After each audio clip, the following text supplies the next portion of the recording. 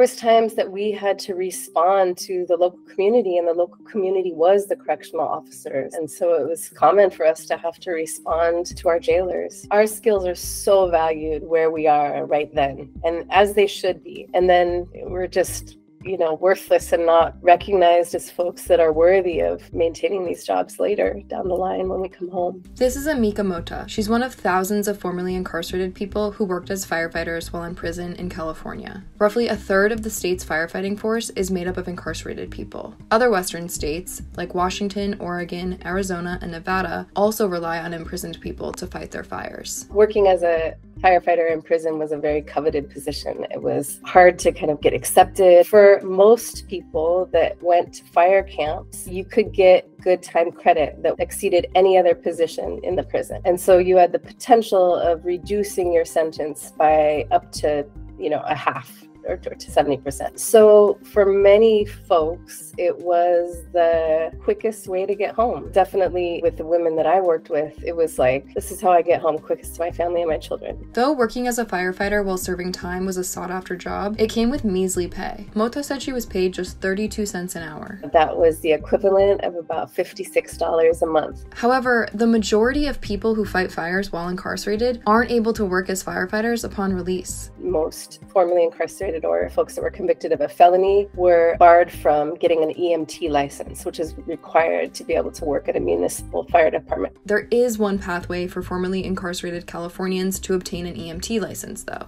expungement. But the 2020 law that allowed for this route hasn't helped many people. Since the bill has passed, there's been about 20 folks total that have gone through the process. That's out of thousands and thousands of firefighters. The idea that we have the potential to create this really straightforward path for incarcerated firefighters to go straight into kind of career work, and that we haven't done that, it's a shame. Though California is willing to exploit people's labor while they're in prison, the state draws the line at allowing those same folks to fill a shortage of much-needed firefighters, a need that only grows as the climate crisis worsens. California's attachment to prison labor and exploitation of incarcerated people in general is something that we as a society have to grapple with. We have to understand the way this connects to our history of slavery and indentured servitude. This is something that has existed for a long time and is not done. We're not done dealing with this issue. The 13th Amendment is very clear. We talk about that on a federal level, and we have a lot to do from state to state. Currently, we still allow slavery in the state constitution of California. To address the issue of forced prison labor, advocates and legislators drafted a bill that would outlaw slavery in California. Mota said she wants the California Department of Corrections and Rehabilitation, or CDCR, to focus on the R, rehabilitation. When we think about all of these people that are coming home to be our neighbors and to be reunited with our children, what we actually want, I think, and that's,